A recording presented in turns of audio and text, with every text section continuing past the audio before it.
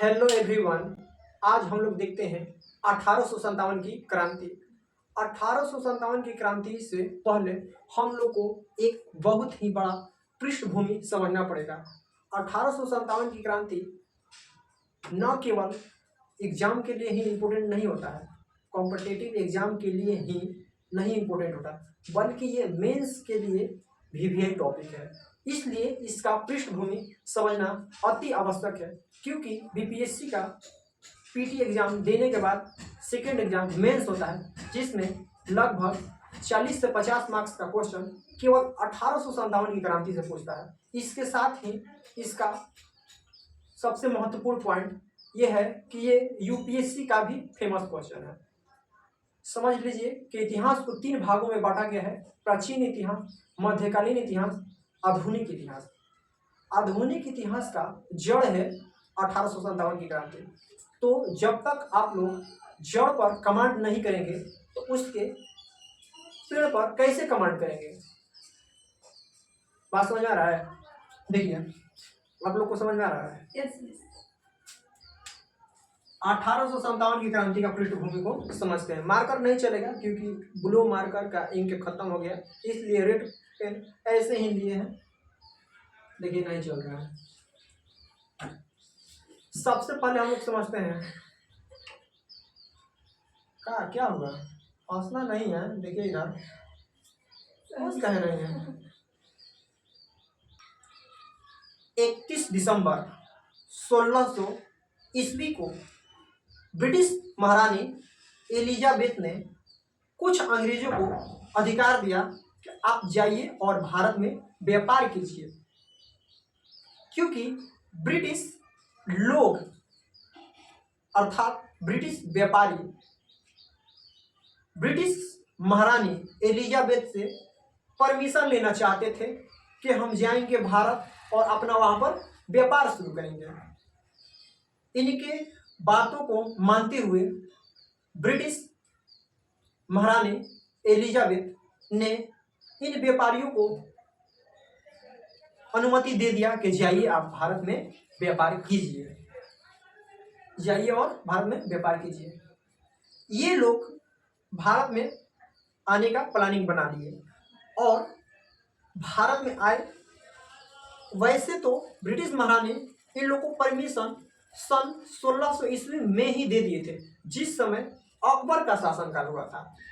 लेकिन ये लोग अकबर के शासनकाल में भारत में एंट्री नहीं किए, बल्कि अकबर के बेटा सलीम, जिसको इतिहास में कहा जाता है जहांगीर के दरबार में सन 1608 या 9, किसी बुक में 8 देगा, किसी बुक में 9 देगा, तो 1608 या 1609 में एक अंग्रेज आता है जहांगीर के दरबार में। जहांगीर से परमिशन लेता है कि हम यहाँ पर फैक्ट्री बनाना चाहते हैं और फैक्ट्री के माध्यम से व्यापार करेंगे। जहांगीर इनको परमिशन नहीं देता है, लेकिन इनके बातों से खुश हो जाता है। अंग्रेजी बात को सुनता है फारसी में, क्योंकि कैप्टन हॉकिंस जो था जहांगीर से फारसी में बात कर रहा था। फारसी में बात करने की वजह से जहांगीर इनसे इतना ज़्यादा प्रसन्न हुआ कि इनको इंग्लिश खान की उपाधि दे दिया, लेकिन परमिशन नहीं दिया। उनका बहुत अच्छे से स्वागत किया, पानी वानी पिलाया, मिठाई खिलाया, स्वागत किया, लेकिन अनुमति नहीं दिया। कुछ समय बाद जहांगीर के शासन काल में ही इनको परमिशन मिल गया। फिर आया अंग्रेज कैप्टन हॉकिंस के बाद सर थॉमस रो आया 1615 ईस्वी में। ऐसे करते करते कुछ अंग्रेज आते गए और ये लोग जहांगीर से घुलते मिलते गए और ऐसे ही करते करते कंपनी खोलने का भारत में अधिकार प्राप्त कर लिए। तो हमें अंग्रेजी कंपनियां से अभी मतलब नहीं है, हमें 1857 की क्रांति को जानना है। इसलिए अपने टॉपिक से हम लोग नहीं भटकेंगे। अगर आप लोग को चाहिए कि नहीं अंग्रेज के बारे में ही हमको फुल डिटेल्स डाटा चाहिए, तो इस पर एक अलग से वीडियो बना देंगे, जिसका नाम होगा भारत में यूरोपियन का आगमन। क्योंकि यूरोप महाद्वीप में ही अंग्रेज रहते हैं, जिस देश का नाम है इंग्लैंड। तो यूरोपीय के आगमन में आपको पढ़ाएंगे पुर्तगाल कैसे आए, इंग्लैंड के लोग कैसे आए, डच कैसे आए, फ्रांसीसी कैसे आए, डेनिश कैसे आए। 6-7 है, उसको अलग से डिस्क्राइब करेंगे। तो क्या हुआ, भारत में ये लोग परमिशन लेकर छोटे पैमाने पर व्यापार किए। व्यापार करते करते धीरे धीरे अपने व्यापार को भारत में इस कदर फैला दिए कि सभी भारतीय लोग अंग्रेजी सामानों के रंग में रंग गए।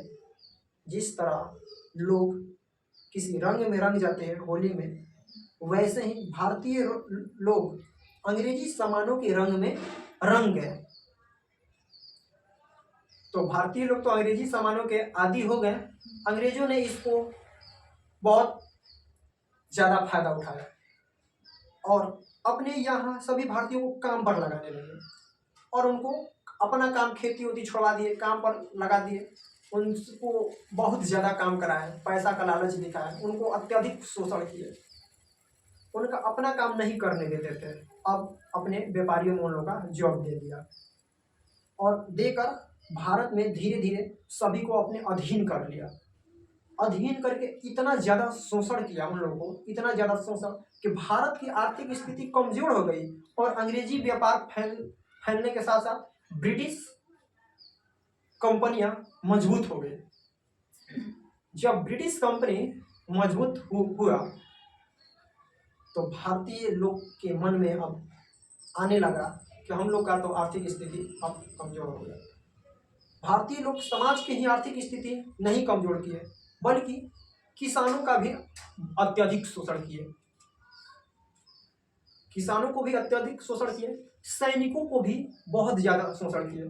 साथ साथ हिंदू धर्म, मुस्लिम धर्म को नीचा दिखाकर अपने धर्म अर्थात अंग्रेजों का ईसाई धर्म होता है, ईसाई धर्म के भारत में प्रचार प्रसार करने लगे। साथ ही नर बलि प्रथा बंद कर दिए। भारत में पहले नर बलि प्रथा शुभ माना जाता था और नर का बलि चढ़ाया जाता था। जब नर बलि भारत में समाप्त किया गया, यानी नारियों का बलि देना समाप्त किया गया, तो भारतीयों को इससे बहुत ज़्यादा दुख पहुंचा कि ये हम लोग का संस्कृति को समाप्त कर रहे हैं।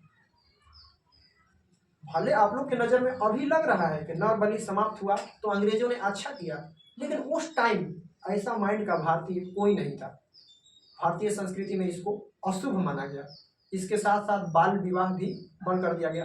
बालकों को, छोटे छोटे बालकों को शादी करा दिया जाता था, जिसको बाल विवाह कहा गया। ऐसे ऐसे बहुत सारे रीजन थे, सभी भारतीय परेशान हो गए थे, जिस कारण जगह जगह से विद्रोह होने लगे।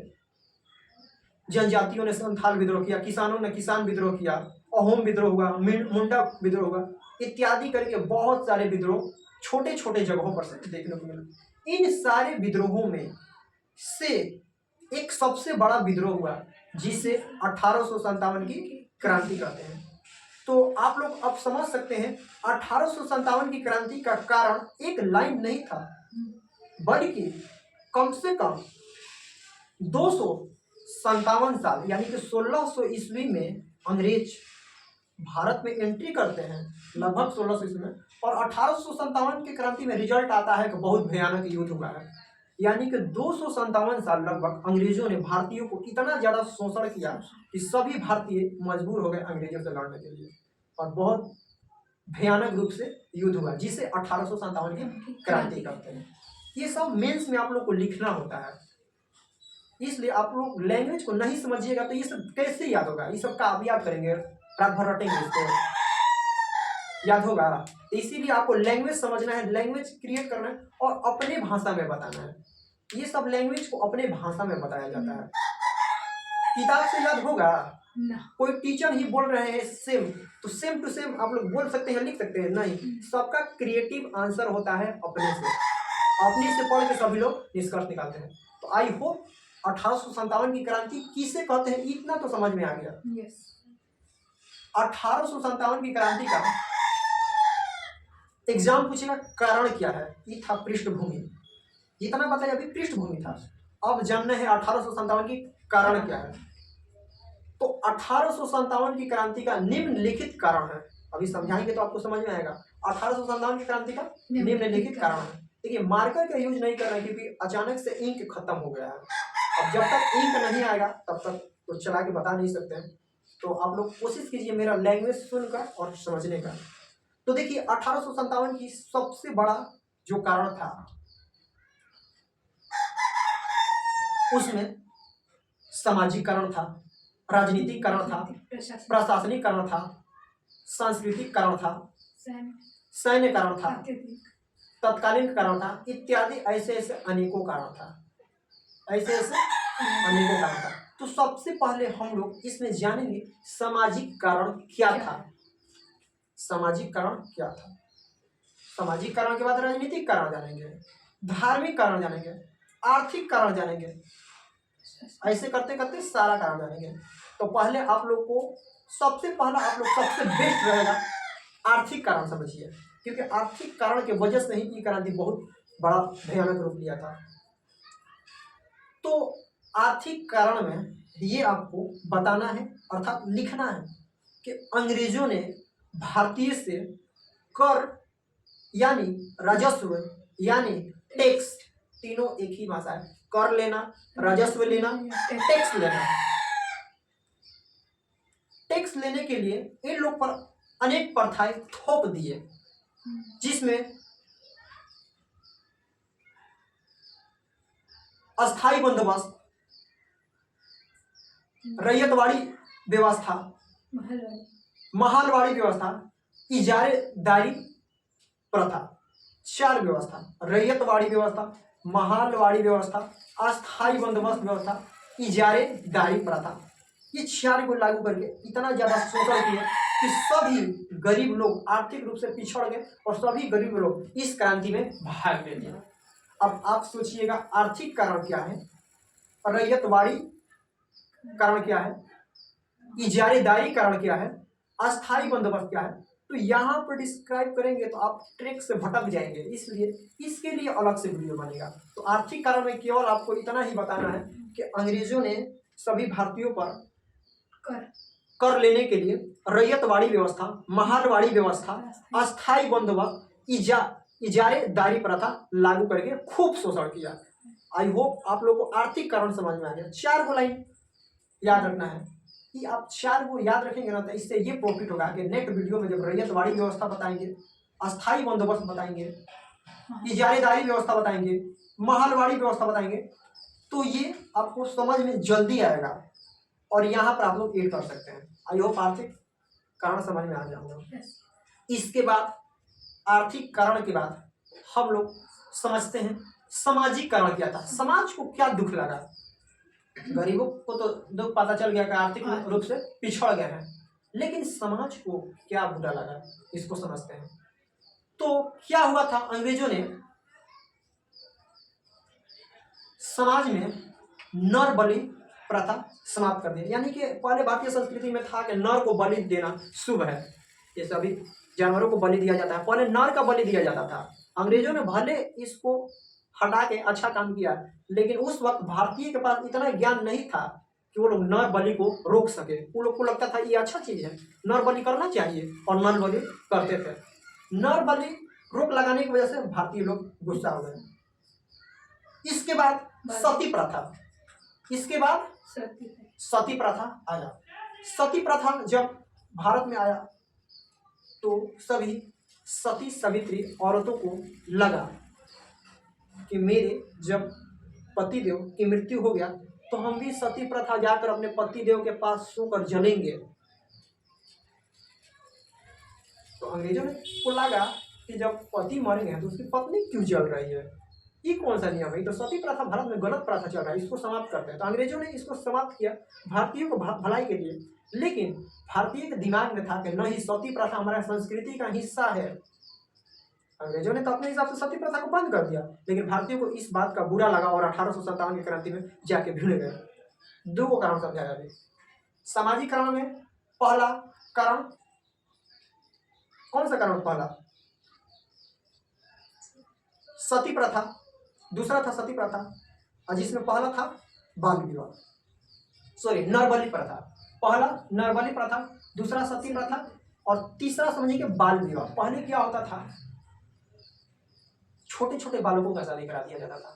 6 वर्ष की लड़की लोग को शादी करा दिया जाता था 20 साल के पुरुष से, 30 साल के पुरुष से, 45 साल के पुरुष से, 50 साल के पुरुष से, 56 साल के पुरुष से।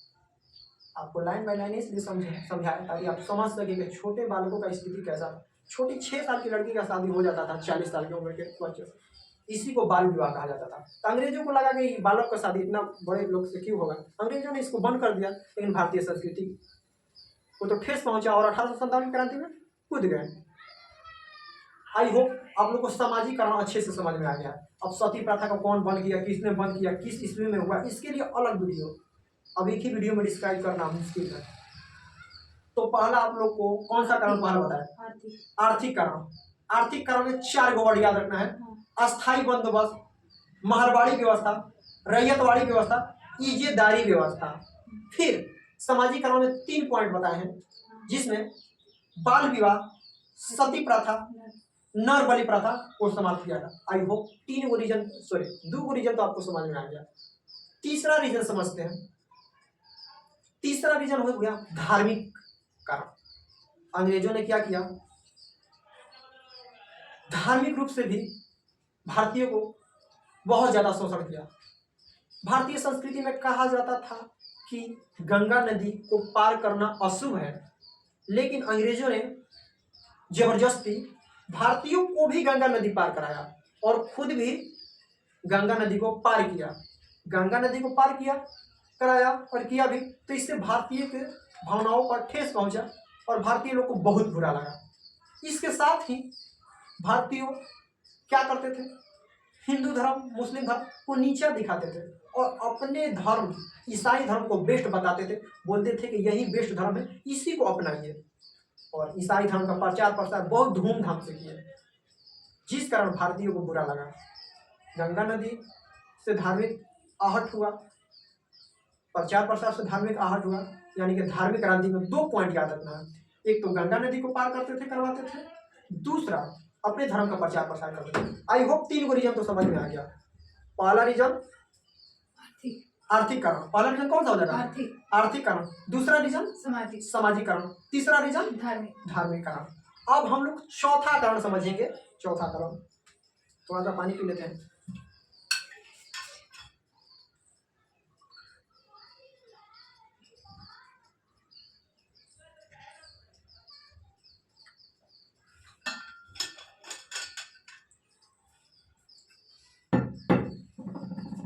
चौथा कारण समझते हैं। चौथा कारण हम लोग अब समझेंगे सैन्य कारण। चौथा कारण क्या सीखेंगे? सैन्य कारण। सैन्य कारण आप लोग को समझ में आ रहा होगा कि सैनिक से संबंधित, देखिए नाम से ही स्पष्ट है, सैन्य कारण मतलब सैनिक से संबंधित कारण। क्या हुआ था इसके बारे में समझते हैं। अंग्रेजों ने भारतीय सैनिकों के मूल हिंदुओं को कहा कि आप लोग को मूछ नहीं रखना है। हिंदुओं से कहा मूछ नहीं रखना। सभी हिंदू लोग नहीं, हिंदू सैनिक गुस्सा हो गए। मुस्लिमों से कहा गया दाढ़ी नहीं रखना है, तो मुस्लिम लोग भी, फिर से लोग बोल दिए, मुस्लिम सैनिक भी उनसे गुस्सा हो गए। सिख सैनिकों से कहा गया आपको पगड़ी नहीं बांधना है, बाला नहीं पहनना है। सिख के लिए बाला पवित्र माना जाता है, पगड़ी पवित्र माना जाता है, तो उसको हटवा दिए सैनिकों से। तो मुस्लिमों से दाढ़ी हटवाया गया, हिंदू सैनिकों से मूछ हटवाया गया और सिखों से बाला और पगड़ी हटवा दिया गया, जिससे सैनिकों में गुस्सा आ गया और सैनिक भी 1857 की क्रांति में शामिल होने के लिए मजबूर हो गए। 4 रीजन आप लोग को बताए हैं, एक बार चारों रीजन का नाम केवल सुन लीजिए। आर्थिक कारण, सामाजिक कारण, धार्मिक कारण, सैन्य कारण। इसके बाद 5वां जानेंगे प्रशासनिक कारण। प से 5वां, प से प्रशासनिक, देखिए ट्रिक भी बन गया। प से 5वां, प से प्रशासनिक। प्रशासनिक कारण में देखिए क्या हुआ था। अंग्रेजों ने भारत के छोटे छोटे भूभाग के राजाओं के ऊपर यह शर्त रखा कि जिसका पुत्र नहीं है,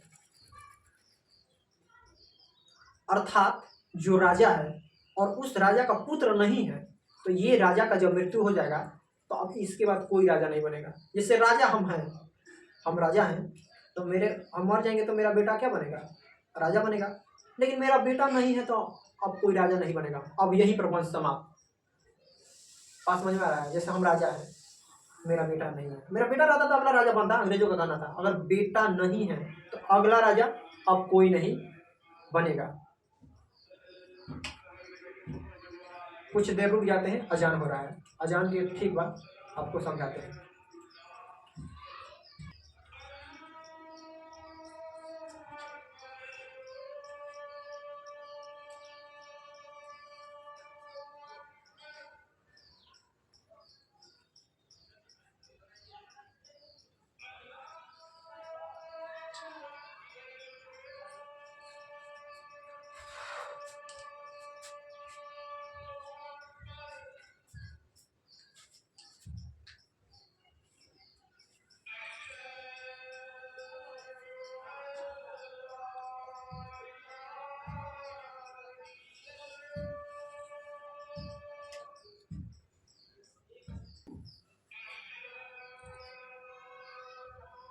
एक बार देखिए, तो वीडियो ऑन है ना, साइड से देखिएगा, साइड से देखिएगा।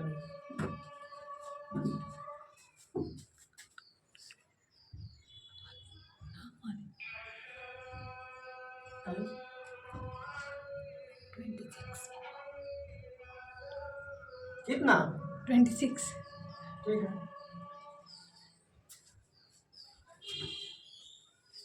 तो हम लोग थे, अजान हो रहा था, उसकी वजह से हम 1 मिनट रुक गए थे। हम लोग थे, कौन सा टॉपिक पे थे?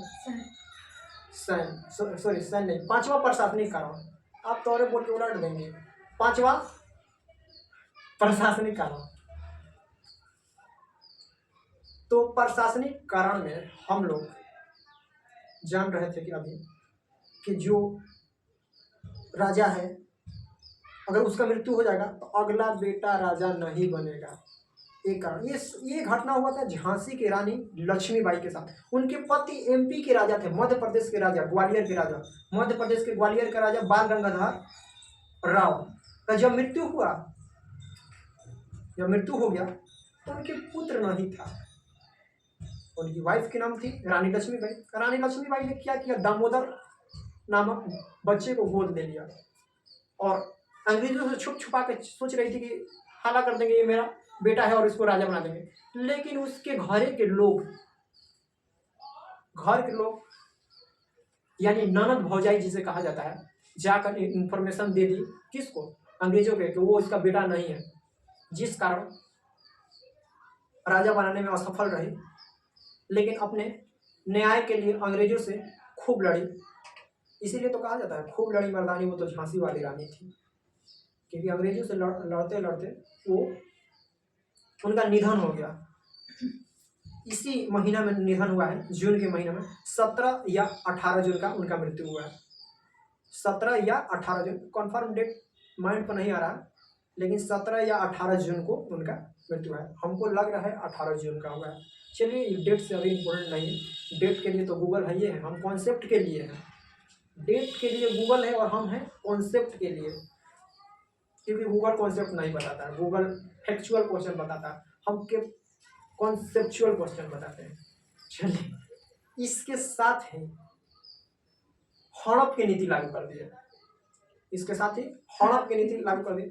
और अंग्रेजों ने हड़प की नीति लागू कर दी है लॉर्ड डलहौजी के शासनकाल में। 1849 ईस्वी में अंग्रेजों ने हड़प की नीति के तहत बहुत सारे प्रांतों को हड़प लिया। एग्जाम्पल में हैदराबाद को हड़प लिया, सतारा को हड़प लिया, झांसी को हड़प लिया, ग्वालियर को हड़प लिया, अवध को हड़प लिया, इत्यादि को हड़प लिया, अर्थात इत्यादि। बात समझ में आया? तो 5वां प्रशासनिक कानून में क्या बताना है, जिस राजा का पुत्र नहीं है अब उसका राजवंश खत्म। एक रीजन। दूसरा रीजन, हड़प की नीति के तहत सभी छोटे छोटे क्षेत्रों को हड़प लिए। प्रशासनिक कानून की वजह से सारा राजा गुस्सा हो गया और 1857 की क्रांति में कूद गए। 5 को रीजन समझ में आ गया होगा। पहला आर्थिक कानून, दूसरा सामाजिक कानून, तीसरा धार्मिक कानून, चौथा सैन्य कानून, 5वां प्रशासनिक कानून। 6 नंबर समझते हैं अब। 6 नंबर है तकनीकी कानून। 6 नंबर तकनीकी कानून। 1857 की क्रांति तीव्र रूप से लिया था, यानी कि तीव्र रूप से फैला था केवल तकनीकी कारण की वजह से। अंग्रेजों ने क्या किया, अपने फायदे के लिए भारत में डाक व्यवस्था का शुरुआत किया। अंग्रेजों ने अपने फायदा के लिए भारत में डाक व्यवस्था का शुरुआत किया और रेल व्यवस्था चालू किया। आई चलाने वाले महान शख्स का नाम है लॉर्ड डलहौजी।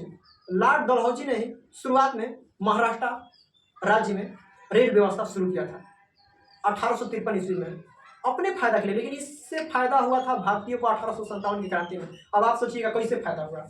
जब लड़ाई हुआ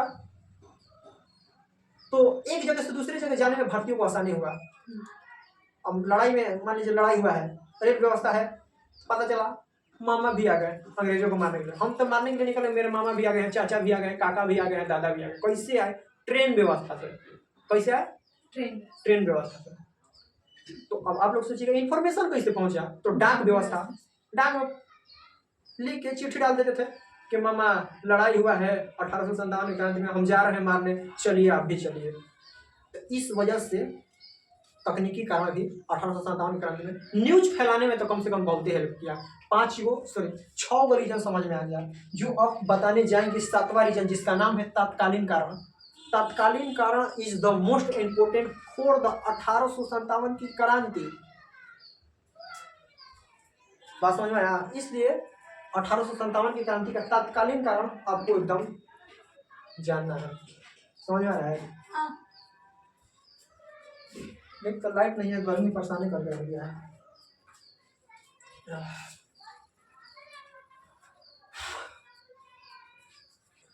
तो चलते हैं अब 20वें वस्तु पॉइंट पर। 1857 की क्रांति समझिए ध्यान से। देखिए अंग्रेजों के अंदर देख रहे हैं, अक्सर भारतीय के अंदर देख रहे हैं कितना बड़ा दुख दर्द है। इतना ज्यादा शोषण किया है अंग्रेज लोगों ने। पहले आर्थिक रूप से समाज को, सामाजिक रूप से समाज को, धार्मिक रूप से समाज को, तकनीकी रूप से समाज को, सैन्य रूप से सैनिक को, इतना बड़ा दुख लेके वो लोग जी रहे थे। लेकिन एक दिन अचानक इस लड़ाई का कारण बना तत्कालीन कारण। आपको समझना है तत्कालीन कारण क्या है। देखिए अंग्रेजी सैनिक जो राइफल चलाते थे, उस राइफल का नाम था बेसफील्ड। क्या नाम था? बेसफील्ड। अंग्रेजी सैनिक हो या भारतीय सैनिक हो, उनके लिए एक प्रकार का राइफल चलता था बेसफील्ड राइफल। अंग्रेजी सरकार ने इस राइफल को खारिज कर दिया, अर्थात बंद कर दिया। इस राइफल को बंद करके एक नए किस्म का राइफल चलाया जिसका नाम था इनफील्ड राइफल। अर्थात कह सकते हैं कि बेसफील्ड की जगह पर इनफील्ड राइफल आया। और इस इनफील्ड राइफल का प्रयोग करने से पहले उसको मुख से, अपने मुख से खींचना पड़ता था। इसे मुख से खींचेगा तब जब चलाएगा। तो भारतीयों को कुछ दिक्कत नहीं था, मुख से वो लोग खींच सकते थे। लेकिन ऐसा कहा जाता है, माना जाता है, भारतीयों को लगा, ऐसा कहा जाता है, माना जाता है और भारतीयों को लगा कि इसमें गाय और सुअर की चर्बी का प्रयोग किया गया है। और गाय और सुअर का चर्बी का प्रयोग किया गया है इस बंदूकों में, जिससे भारतीय सैनिक बंदूक चलाने से इनकार कर दिए। और आप लोग को पता है भारतीय समाज में गाय को एक माता के रूप में देखा जाता है, तो उसका चर्बी का प्रयोग किया जाएगा। तो भारतीय लोग कैसे अपने मुख में लगाएंगे? तो गाय को पवित्र जानवर माना जाता है। और इसके साथ ही भारतीय समाज में ये भी माना गया है सुअर को सबसे अपवित्र पशु माना गया है। पवित्र को मुंह में कैसे लगाएंगे, और अपवित्र से आपको पता है सभी लोग दूर रहते हैं। तो भारतीय समाज को बहुत ज्यादा दुख पहुंचा। ये अफवाह उड़ा था बंगाल से। कहां से उड़ा था? बंगाल से। फिर क्या हुआ, मंगल पांडे नामक एक सैनिक जो कि भारतीय सैनिक थे और रहने वाले थे यूपी के देवरिया जिला के रहने वाले थे, जिसका नाम है मंगल पांडे। मंगल पांडे ने सबसे पहले बंगाल के बैरकपुर में इस बंदूक को चलाने से इनकार कर दिया, कह दिया हम नहीं चलाएंगे। जैसे बोले हम नहीं चलाएंगे, उस पर 2 ब्रिटिश लेफ्टिनेंट सैनिक अधिकारी, जिसका नाम था लेफ्टिनेंट बाघ और एक का नाम था लेफ्टिनेंट ह्यूज, यानी शॉर्टकट में कहे तो बाघ और ह्यूज नामक दोनों अधिकारी ने मंगल पांडे पर दबाव बनाया कि आपको यही बंदूक का प्रयोग करना है, अगर सैनिक बने रहना है।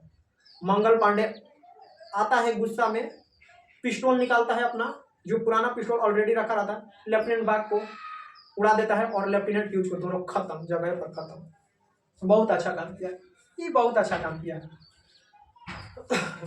सीधा बात, नो बकवास, उड़ाइए उसको। तो लेफ्टिनेंट बाग और लेफ्टिनेंट ह्यूज को जब वो मार दिया तो वो डेट था 29 April 1857। Date is the most important for this topic. इस टॉपिक के लिए डेट एकदम जरूरी है, नेसेसरी है। जैसे हम लोग के लिए नेसेसरी ऑक्सीजन है, वैसे ही 1857 की क्रांति के लिए डेट इंपॉर्टेंट है। क्यों? What's reason? क्यों इंपॉर्टेंट है डेट? क्योंकि ये सभी घटना 1857 में ना हुआ है। आपसे पूछेगा कि कब गोली चला था, 1857 में ना चलेगा, तो डेट ना इसमें इंपॉर्टेंट है। यस। तो क्या हुआ कि गोली से तो मार दिया। मंगल पांडे को क्या किया गया, इसके 9 दिन बाद यानी कि 29 अप्रैल 1857 को लेफ्टिनेंट बाग और लेफ्टिनेंट ह्यूज को गोली से उड़ा दिया। तो इनको 9 दिन बाद, अर्थात अप्रैल के बाद क्या आता है? अप्रैल के बाद मई।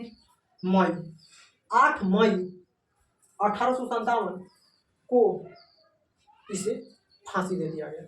और फांसी दे दिया गया तो भारत में सभी सैनिकों में फूट फूट के गुस्सा भर गया तो अब हम लोग अंग्रेजों को नहीं छोड़ेंगे। और सभी सैनिक अंग्रेजों को मारने के लिए एक डेट फिक्स करते हैं, जो डेट था 30 मई 1857। 30 मई 1857 का एक डेट फिक्स करते हैं कि हम जाएंगे मारने, और अपना एक प्रतीक चिन्ह बनाते हैं, रोटी और कमल। क्या बनाते हैं? रोटी और कमल। रोटी को इंग्लिश में कहते हैं चपाती, कमल को इंग्लिश में कहते हैं लोटस। चपाती एंड लोटस, या लोटस एंड चपाती भी कह सकते हैं। कमल रोटी या रोटी कमल, इधर उधर से कहीं डिस्टर्बेंस में नहीं रहना है ना। इतना समझ में आ गया। लेकिन इन लोग में इतना ज्यादा गुस्सा था कि 30 मई तक वेट भी नहीं कर पाए। उसके 20 दिन पहले 10 मई को निकल गए मेरठ से। 10 मई को मेरठ से ये लोग निकल गए। 20 नेटिव इन्फेंट्री यानी 20 नेटिव इन्फेंट्री के जवान पैदल ही निकल गए मारने के लिए, इतना ज्यादा गुस्सा थे। यूपी के तो मेरठ से निकल गए, लखनऊ से साथ में हजरत महल, लखनऊ के नवाब की पत्नी बेगम हजरत महल भी साथ में निकल गई, बोली कि हमें भी सोच रहा है, हम भी चलेंगे। ये लोग 10 मई को तो निकल गया, 11 मई को दिल्ली पहुंच गया। ये लोग इतना फॉर्म में था कि एक ही दिन में दिल्ली पहुंच गया है। देखिए गुस्सा, देखिए। यूपी के बाद दिल्ली है, एक दिन में दिल्ली पहुंचता है।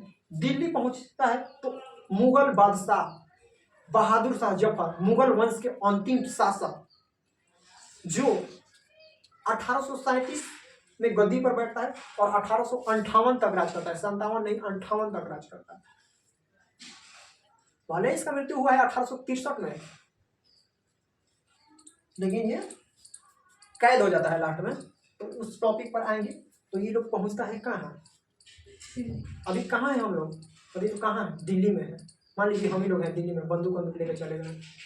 तो दिल्ली में जाता है और दिल्ली के शाही राज दरबार, मुगल बादशाह बहादुर शाह जफर के दरबार में जाके ये लोग कहते हैं आप इस क्रांति का नेता बनिए, क्योंकि भारत का सबसे बड़ा शासक अभी आप ही है। मुगल बादशाह बहादुर शाह जफर कहते हैं हम नेता नहीं बनेंगे, क्योंकि हम तो खुद अंग्रेजों के पैसों पर जी रहे हैं। किसके पैसों पर जी रहे हैं? अंग्रेजों के पैसों पर जी रहे हैं। और बोल रहे हैं कि हम तो अंग्रेजों से पेंशन ले रहे हैं, हम नहीं जाएंगे। ये तो खुद डराया है बेचारा। मुगल वंश का आर्थिक स्थिति लास्ट में डैमेज हो गया है। औरंगजेब के बाद, औरंगजेब के 1707 में मृत्यु हुआ था, उसके बाद कोई मुगल बादशाह योग नहीं रहा। उसके बाद जहादर बादशाह आया, जिसे लंपट मूर्ख कहा गया। फारूक सियार आया, घृणित कायर कहा गया। मोहम्मद शाह आया, जिसे रंगीला बादशाह कहा गया। एक बादशाह आया कि मुर्गी को लड़ा कर एंजॉय करता था, तो वो मुर्गी को लड़ा देता था। रफी उद दर्जात आया, अयोग्य शासक, 3 महीना गद्दी पर बैठा था। रफी उद्दौला, जिसे इतिहास का द्वितीय शाहजहां कहा जाता है, 6 महीना गद्दी पर, 3 महीना, 6 महीना ये लोग आगे गद्दिया बगैर देखा कर रहा है। तो जाने कितना अयोग्य शासक। उसके बाद कोई योग्य नहीं आया। ये बेचारा डरा गया, जा जा ये बड़ा युद्ध में हमको शामिल करा रहे हैं, बड़ा युद्ध में शामिल करा रहे हैं। तो सभी लोग क्या किए, सभी सैनिक मुगल के सारा जितना हथियार था लूट लिए, लूट के अपने पास रख लिए। और बहादुर शाह जफर का एक सेनापति का नाम था बख्त खां। बख्त खां क्या करता है, इसके गर्दन पर से तलवार रख देता है। अपने राजा बहादुर शाह जफर के गर्दन पर तलवार, कहता है कि शामिल हो जाइए, यहाँ झुक के रहना है कि अंग्रेजों से मार के शान से रहेंगे। तो बहादुर शाह जफर भारतीय के लिए आ जाता है, मुहा जाता है। भारत का आर्थिक स्थिति वाकई में कमजोर है, हम लोग भी दब के रह रहे हैं, आइए एक बार सामना किया जाए। और बहादुर शाह जफर डराते डराते आया, लेकिन आया, भारत की आज़ादी में प्रयास किया था। और ये आगे आगे था, नेता था, आगे आगे था, आगे आगे डरा रहा था, ऐसे से जा रहा था ना, तो डरा रहा था कि कौन अंग्रेज में छीन मत दिया, पहचान जाएगा तो हमको पेंशन नहीं देगा, पहचान जाएगा तो हमको पेंशन नहीं देगा, उसी का पेंशन पर खा रहा है। जाना नहीं ना, जल्दी जाना नहीं ना, और कुछ तो डराते डराते गया। फिर सभी लोग अंग्रेजों के पास पहुंचे और भीषण युद्ध हुआ। सब लोग तलवारबाजी किए, मार धार एकदम बरियारे किए और सभी लोग पिटाने लगे। भारतीय लोग भी पिटाए, अंग्रेजी लोग भी पिटाए। और बहादुर शाह जफर लग गया कि अब तो पिटा तो रहे कि साथ में छीन हो जाएगा, मुंह लुकवा के पिटा रहा था, ऐसे पिटा रहा था, उसको मार रही है ऐसे करके, कोई छीन ना जाए, हमारा पेंशन हो मत बंद कर दे, उसको अलग टेंशन था। वो भाग गया वहां से। अब भाग के कहाँ लुकाया था, दिल्ली में युद्ध हुआ है, दिल्ली में लुकाया, हुमायूं के मकबरा के पीछे। हुमायूं का मकबरा है दिल्ली में, उसी के पीछे लुकाया हुआ है। इसकी एक पत्नी थी जिसका नाम था जीनत महल, इसकी पत्नी का नाम था जीनत महल। जीनत महल अंग्रेजों से जाके मिल गया, कहीं मेरे पति यहाँ पर, वो जल्दी उठा के ले जाइए।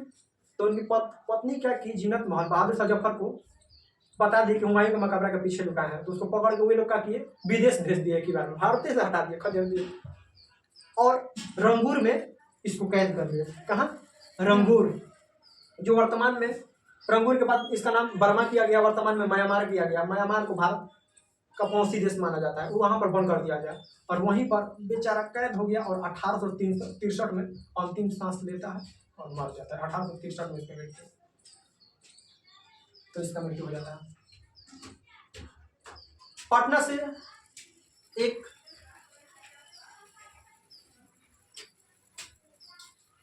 से एक पीर अली नामक व्यक्ति, जो कि अखबार विक्रेता रहता है, वो भी शामिल होता है, इसी क्रांति में मारा जाता है बेचारा। हजरत महल हार जाती है, रानी लक्ष्मीबाई झांसी से, कानपुर से नाना साहब,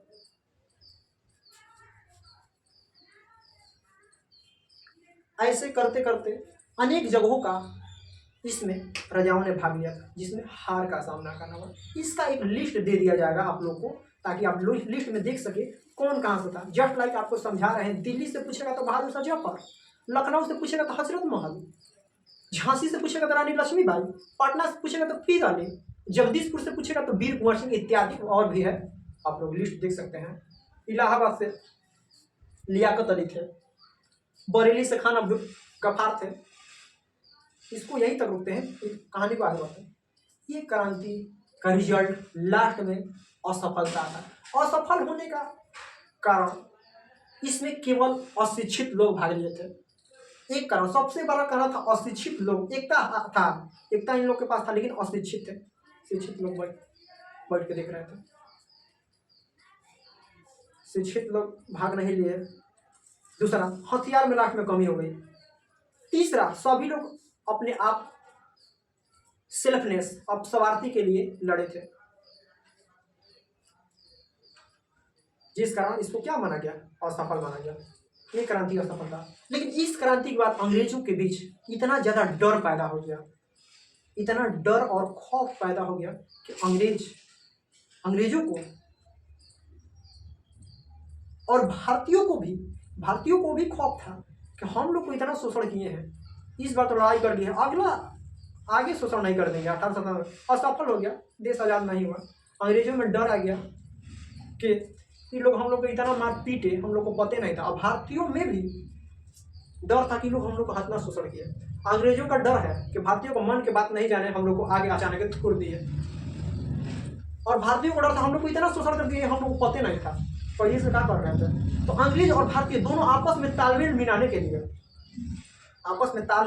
लिए, बातचीत करने के लिए एक मंच बनाया। फिर से 1857 की क्रांति में अंग्रेज डर गए थे कि ये लोग अचानक हम ऊपर आकर वार कर दिए, और भारतीय लोग भी डरे हुए थे कि इतना दिन से शोषण कर रहे थे हम लोग को और आज मार रहे हैं। दोनों डर की वजह से अपने आप में बातों को वार्तालाप करने के लिए, आपसी समन्वय बनाने के लिए एक संगठन का स्थापना करते हैं जिसका नाम होता है कांग्रेस, जिसका स्थापना 1885 यानी कि लगभग कितना साल हो गया, 28 साल बाद एक संगठन का स्थापना होता है जिसका नाम होता है कांग्रेस। आई होप 1857 की क्रांति आप लोग को पूर्ण रूप से समझ में आ गया है। अगला टॉपिक डिफाइन करेंगे कांग्रेस, और कांग्रेस का अटैचमेंट भी बता दिए कैसे आके जुड़ा है। 1857 की क्रांति जुड़ा है कि नहीं कांग्रेस से? हाँ। कांग्रेस से जुड़ा है ना भाई, आपसी समन्वय बनाने के लिए ना कांग्रेस का स्थापना किया है। तो अब हम लोग पढ़ेंगे कांग्रेस, अब जाके समझ में आएगा कांग्रेस। अगर कांग्रेस भी बताते तो आपको वहां पर हमको डिस्कशन करना पड़ता 1857 की क्रांति। तो अटैच करके पढ़िएगा, जीवन भर याद रहेगा। आई होप आप लोगों को समझ में आ गया। हम भी थक गए हैं बोलते बोलते, इसलिए इस वीडियो को यहीं पर रोकते हैं। आप लोग इस वीडियो को ईयरफोन लगा के समझिएगा, और हम आराम आराम से भी बोल रहे हैं और स्पीड भी बोल रहे हैं। आराम आराम से इसलिए बोल रहे हैं ताकि आराम आराम से आप समझें। जिनको लग रहा होगा कि हम स्लो बोल रहे हैं, तो यूट्यूब में स्पीड भी सिस्टम होता है, स्पीड करके देख लीजिए। स्पीड करके नहीं देख सकते हैं आप लोग? और जिसको लग रहा होगा तेज बोल रहे हो, स्लो करके देखेंगे। ये तो है ही नहीं कि 300 पर देखे कि HD में देखे, इसका झुमेले नहीं है, इसका कोई टेंशन नहीं कि बोर्ड पे एक लाइन लिखे नहीं है। बोर्ड पे कुछ दिखने वाला है? ज़्यादा से ज़्यादा हम दिख रहे हैं और बोर्ड दिख रहा है, कुछ लिखावट है। तो धुंधला पर भी आप लोग सुन सकते हैं, MB का बचत होगा, आराम से सुनिएगा। ठीक है, दैट्स ऑल। नेक्स्ट टॉपिक के लिए आप लोग वेट कीजिए।